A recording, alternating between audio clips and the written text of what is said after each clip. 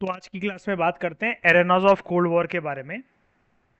देखो, एरेनाज of cold war क्या है, टॉपिक समझो सबसे पहले ये समक्ष और कशिश। ठीक है।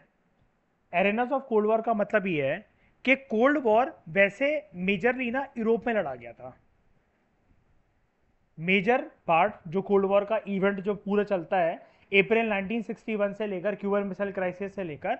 अच्छा, और कोल्ड वॉर खत्म कब होता है इसकी डेट बताऊं। कोल्ड वॉर खत्म होने की डेट है 25 दिसंबर, क्रिसमस वाले दिन। ठीक है। 1991 या 2 है। ठीक है। हाँ, क्योंकि इस टाइम पर यूएसएसआर डिसइंटीग्रेट हो जाएगा, ये आप नेक्स्ट चैप्टर में पढ़ोगे दोनों। ठीक है। 25 दिसंबर 1992 तक 1991 तक ये चलता है cold war. Major part cold war का यूरोप में लड़ा गया, यूरोप की धरती पर लड़ा गया। लेकिन इसके अलावा कुछ और इवेंट्स है। एरेना ऑफ कोल्ड वॉर का मतलब है कि मैंने आपको बताया कभी भी दो सुपर पावर्स ना आमने सामने नहीं आई। जैसे यूएसए और सामने इसके यूएसएसआर है, तो इन्होंने कभी भी सामने आकर, हम लोग टर्म क्या यूज करते हैं, सामने आकर कभी भी इन्होंने हॉट वॉर नहीं लड़ा।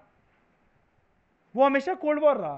कोल्ड वॉर कैसे, एक दूसरे को सिर्फ ह्यूमिलेट करने के लिए, एक दूसरे के सामने बस ये दिखाने के लिए कि कौन सी सुपर पावर जो है वो ज्यादा पावरफुल है। वर्ल्ड कैसे भी करके बायपोलर वर्ल्ड से, बायपोलर वर्ल्ड से कन्वर्ट होकर यूनिपोलर में आ जाए। बायपोलर का मतलब अभी दुनिया को दिख रहा है कि दो सुपर पावर्स है वर्ल्ड के अंदर, कोई एक जीते और यूनिपोलर वर्ल्ड स्टैब्लिश करे।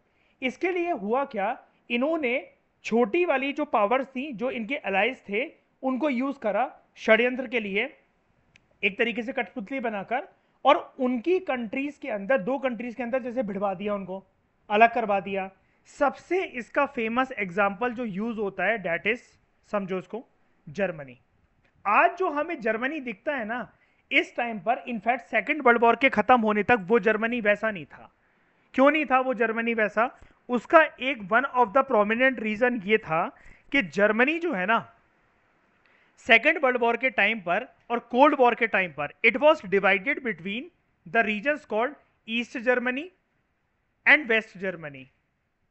ठीक है। वेस्ट जर्मनी को कंट्रोल करता था, मतलब ये एक वेस्ट जर्मनी का जो पार्ट था, it was the ally of USA. ठीक है। कैपिटलिस्ट ब्लॉक का पार्ट था ये, यूएसए का पार्ट था। इसका मतलब नेटो, सीएटो, सेंटो के कैंप को ज्वाइन कर रखा था इसने। जो ईस्ट साइड थी जर्मनी की, it was part of, definitely अगर वेस्ट साइड यूएसए का पार्ट है तो ये वाला पार्ट था यूएसएसआर का पार्ट था। क्या ईस्ट वाले नहीं, बस आप ऐसा मान लो कि जर्मनी को 20 टुकड़ों से काट कर ईस्ट और वेस्ट में डिवाइड होगा, अगर ऐसा आप लाइन रखकर काटोगे। ये वाला मैप ना वैसे यहाँ पर दे रखा है, आप पूछ रहे हो ना कि कहाँ पर है, ये देखो ऊपर आओ, पेज नंबर कहाँ पर है ये, 5। पेज नंबर 5 के ऊपर आपको यूरोप का मैप दे रखा है। तो यहाँ पर आप देखो, ये देखो येलो कलर में यहाँ पर आपको दिखेगा ये रहा वेस्ट जर्मनी, कैसे दिख रहा है, और यहाँ पर आपको रेड कलर में दिखेगा ईस्ट जर्मनी। दिखा, वेस्ट और ईस्ट दिखा समक्ष। ये चीज ये बता रही है कि रेड कलर में इसका मतलब क्या, it is part of USSR. ये येलो कलर में मतलब क्या, it was part of USA, मतलब नेटो, सीएटो सेंटो नेटो का ग्रुप है बेसिकली ये यहाँ पर। और दूसरा वाला वॉर्सो पैक्ट को ज्वाइन कर रखा है इसने। ये अपने आप से एक फैक्ट बन सकता है, अपने आप से एक फैक्ट बन सकता है। कशिश एक क्वेश्चन लिख लो, समक्ष एक क्वेश्चन लिखो। क्वेश्चन आपको ये लिखना है, लास्ट क्वेश्चन क्या लिखा था कशिश, I think arenas of cold war से पहले पहले लिखवा दिया था मैंने क्वेश्चन सारा, ये टेरिटरीज, ये चारों पॉइंट्स वाला लिखवा दिया था ना मैंने, कि क्या उनको फायदा मिलता था। अरे वो क्वेश्चन होगा ना कि मतलब ये इनको क्या बेनिफिट मिलते थे, सुपर पावर्स को क्या स्मॉलर पावर से बेनिफिट मिलते थे, ऐसा कोई क्वेश्चन लिख लिया था ना। हाँ तो चलो ठीक है, फिर इसके बाद क्वेश्चन लिखो दोनों। क्वेश्चन आप ये लिखो, अगर आपने ये पूछा है इसका मतलब ये क्वेश्चन बन भी सकता है, इंपॉर्टेंट क्वेश्चन है। West Germany was part of dash and East Germany was part of dash. West Germany was part of dash and East Germany was part of dash. समझ गए। ठीक है। यहां पर आपको ईस्ट जर्मनी में एक जगह दिख रही है, आपने अक्सर इसके बारे में सुना होगा, बर्लिन। और वेस्ट जर्मनी में एक जगह दिख रही है, बॉन। बॉन की ऊपर देखो, इसके ऊपर BONN लिख करके लिखा हुआ है, बॉन। बॉन जो है ना, आप आप दोनों ना करंट अफेयर में यूपीएससी में इसको कवर करोगे। बॉन में ना हर साल एनवायरनमेंट की कॉन्फ्रेंसेज होती हैं, बहुत अच्छी अच्छी, बहुत तगड़ी, वर्ल्ड के सारे लीडर्स आते हैं, यूरोप के तो सारे सारे आते ही है। और बर्लिन तो है ही भाई फेमस, है ना। बर्लिन एक ऐसी जगह है, आप देखोगे सेकंड चैप्टर में आते आते ऐसी घटना देखोगे, नेशनलिज्म का जीता जागता रूप देखोगे वर्ल्ड लेवल पर। हुआ क्या? अच्छा मुझे एक बात बताओ, ये वाला मैप तो हमें बोल रहा है कि ईस्ट जर्मनी और वेस्ट जर्मनी में डिवाइडेड है यूरोप। यूरोप के अंदर Germany, East Germany, West Germany divided है। एक पार्ट जर्मनी का एक सुपर पावर के साथ है, दूसरा पार्ट दूसरी सुपर पावर के साथ है। लेकिन आज के टाइम में तो मुझे जर्मनी ऐसा दिखता नहीं है। मैं तो सिर्फ वर्ल्ड में एक ही मैप, एक ही कंट्री जानता हूं, जर्मनी। क्या हम बोलते हैं ऐसा, ईस्ट जर्मनी वेस्ट जर्मनी दो कंट्रीज हैं क्या? लेकिन आज के टाइम में नॉर्थ कोरिया साउथ कोरिया तो अलग अलग कंट्रीज हैं, जर्मनी तो नहीं है। लेकिन north Korea south Korea unite नहीं हो पाए, लेकिन जर्मनी यूनाइट हो पाया। क्या लीडर्स ने यूनाइट करा? क्या सुपर पावर्स ने यूनाइट करा? क्या ईस्ट जर्मनी की सरकार ने या वेस्ट जर्मनी की सरकार ने यूनाइट करा? बिल्कुल नहीं। जनता ने क्या करा था, इन लोगों ने क्या कर रखा था? सबसे पहले तो आप सरकार वो समझो इसको, ये रहा वेस्ट जर्मनी, इस साइड है ईस्ट जर्मनी। यहां पर दोनों सुपर पावर्स ने जब आपस में ये रीजन्स बांटे, सेकेंड वर्ल्ड वॉर के बाद ये बटना शुरू हो गए थे, तो यहां पर ना एक लंबी चौड़ी दीवार जो थी वो बनी, जिसको 150 किलोमीटर लंबी लगभग बनाया गया था। पूरा के पूरे जर्मनी के बीच में से निकाला गया था। अगर आप देखो ऊपर से होते हुए, येलो पोर्शन से होते हुए नीच बिल्कुल बीच में से जर्मनी के जा रहा है। लेफ्ट साइड वाला यूएसए का पार्ट है, नेटो का ग्रुप है। राइट साइड वाला वॉर्सो पैक्ट यानी कि यूएसएसआर का पार्ट है, ईस्ट जर्मनी, है ना। इसको कहते हैं हम लोग, बर्लिन से होकर ये दीवार निकली थी बीच में, इसलिए इसका फेमस नाम इतिहास के अंदर है बर्लिन वॉल। इसको जनता ने तोड़ दिया था, और यहीं से जिस दिन ये दीवार टूटी, यूएसएसआर एक के बाद एक के बाद एक के बाद डिसइंटीग्रेट होता चला गया। 15 रिपब्लिक्स थी यूएसएसआर के अंदर, मैंने बताया था थोड़े टाइम पहले। 15 republic, 15 nations is equal to Union Soviet Socialist Republic. सबसे पहले जर्मनी ने बगावत करी, फिर और कंट्रीज आएंगी, Czechoslovakia, Yugoslavia, Romania, Bulgaria, Hungary, Estonia, Latvia, Lithuania. होते होते इतना टूट जाएगा यूएसएसआर, सिर्फ रशिया एक कंट्री रह जाएगी और बाकी सारी इंडिपेंडेंट हो जाएंगी। ऐसे करके ये वाली बात हम सेकंड चैप्टर में सीखेंगे। और आपको अभी तक तो हिंट लगी गई होगी, the answer is bipolar world में जो गेम चली, इस रमी की गेम को जीता यूएसए ने। और आज के टाइम में अगर आपसे कोई पूछे, being a PSIR student, being a UPSC student, आपको ये जवाब देना है आज के टाइम में वर्ल्ड क्या है, तो बोलना वर्ल्ड यूनिपोलर है। आज के टाइम में हेजीमनी किसकी है? यूएसए की हेजीमनी है, चलती आज भी उसी की है, कोई कैसे भी कर ले। हाँ एक चीज मैं आपको लेटेस्ट चीज बता देता हूं, कोल्ड वॉर 2.0 स्टार्ट हो गया। 2.0 ये है कि यूएसए को चैलेंज करने वाला इस टाइम पर यूएसएसआर एज अ पावर थी, जो सेकंड चैप्टर के अंदर जाते जाते रशिया बन जाएगी। लेकिन आज के टाइम में यूएसए ही हेजीमन है, उसकी पावर को लेकिन चेंज करने वाला, कि हेजीमन को रिप्लेस कर कर मैं हेजीमन बन जाऊं, रशिया की जगह चाइना आ चुका है।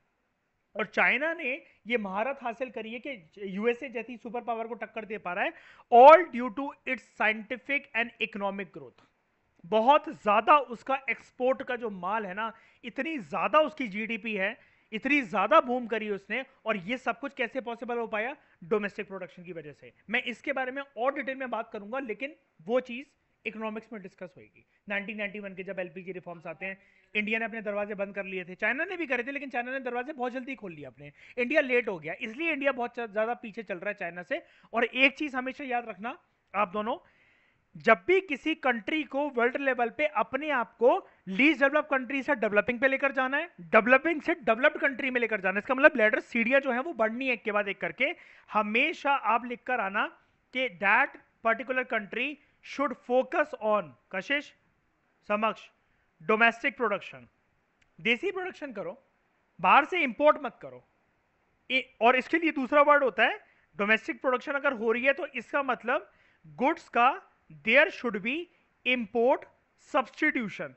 इंपोर्ट को सब्सटीट्यूट करो, एक्सपोर्ट को बढ़ावा दो। ठीक है, फर्दर बात करते हैं इसके बारे में। तो आपने क्वेश्चन लिख लिया और मैंने आपका ये वाला डाउट भी क्लियर कर दिया। अब बात आती है एरेनाज ऑफ कोल्ड वॉर की। डायरेक्टली इस टॉपिक को हम लोग टारगेट करते हैं, चलो समझते हैं। देखो, क्यूबन मिसाइल क्राइसिस जो कि हमने इस चैप्टर की स्टार्टिंग में देखा था, ये ना कोल्ड वॉर के टाइम पर होने वाले बड़े सारे क्राइसिस का सिर्फ एक छोटा सा चैप्टर था। मतलब कोल्ड वॉर का जितना एरा चला है since post second world war से लेकर दिसंबर 1992 तक, इतने टाइम तक होते होते, ठीक है, ये जो कोल्ड वॉर का एरा चला है, इसमें क्यूबन मिसाइल क्राइसिस तो एक सिर्फ प्रोवोकिंग इवेंट था। इसके अलावा और छोटे छोटे इवेंट हुए हैं जिसमें कभी ऐसा लगता था कि यूएसएसआर जो है वो बायपोलर वर्ल्ड में यूनिपोलर वर्ल्ड बनकर इमर्ज होकर आएगा, जिसमें कभी कभार ऐसा लगता था कि यूएसए का पलड़ा ज्यादा भारी है। तो इसमें हमें बड़े सारे छोटे छोटे इवेंट देखने को मिलते हैं। एरेनास ऑफ कोल्ड वॉर का वन ऑफ द एग्जाम्पल जो कि आपने डिटेल में पढ़ा event, that is Cuban missile crisis. ठीक है, कोल्ड वॉर के टाइम पर हमें बड़े सारे शूटिंग वॉर्स भी देखने को मिलते हैं। ठीक है, लेकिन हमें एक चीज जाननी चाहिए, वो ये कह रहा है शूटिंग वॉर का मतलब ये है कि ठीक है भाई, थोड़े बहुत ये गर्मा गर्मी वाले वॉर थे ये, लेकिन छोटे छोटे क्राइसिस थे, छोटे छोटे वॉर थे। लेकिन इन वॉर की वजह से, इन क्राइसिस की वजह से वर्ल्ड में कभी भी तीसरा विश्व युद्ध की स्थिति पैदा नहीं हुई, थर्ड वर्ल्ड वॉर नहीं हुआ।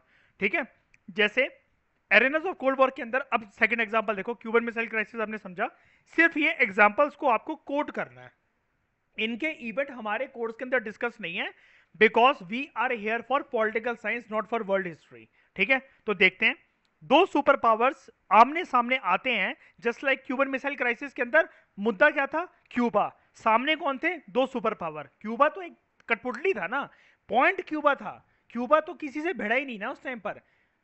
जॉन एफ कैनेडी ने फोन करा, किसको फोन करा, निकिता क्रुश्चेव को, कि शिप्स वापस ले लो अपनी, और वो टर्न बैक कर गया, and this is how Cuban missile crisis and हो गया और थर्ड वर्ल्ड वॉर प्रिवेंट हो गया। ठीक है, तो क्यूबन मिसाइल क्राइसिस के अलावा हमारे सामने जो सुपर पावर जो यहां पर सामने कन्फ्रंट होती हैं, वो और कौन से इवेंट थे। ये जो कोरिया लिखा हुआ है ना, इसको कोरिया मत लिखो बुक में, इसके आगे लिखो कोरियन वॉर, इसको ऐसा करके बनाओ, यहां पर लिखो कोरियन वॉर इवेंट। कब से कब तक चला, डेट इंपॉर्टेंट है, आपको याद होना चाहिए, क्रोनोलॉजी आ सकती है, वैसे यहां पर क्रोनोलॉजी वाइज ही दे रखा है, 1950 से लेकर 1953। ठीक है, हाँ वही, और ये कोरिया वॉर की वजह से ही ना कशिश और समक्ष, ये जो आज के टाइम में हमें नॉर्थ कोरिया और नीचे जो साउथ कोरिया देखने को मिलता है, सिर्फ इसी वजह से हमें ये देखने को मिलता है। ठीक है, कि it were they both were divided in the two zones. ठीक है, नॉर्थ कोरिया और साउथ कोरिया के, नॉर्थ कोरिया को यूएसएसआर सपोर्ट करता था, बिल्कुल ठीक बोला। ठीक है, हाँ, ये क्या हो गया यार।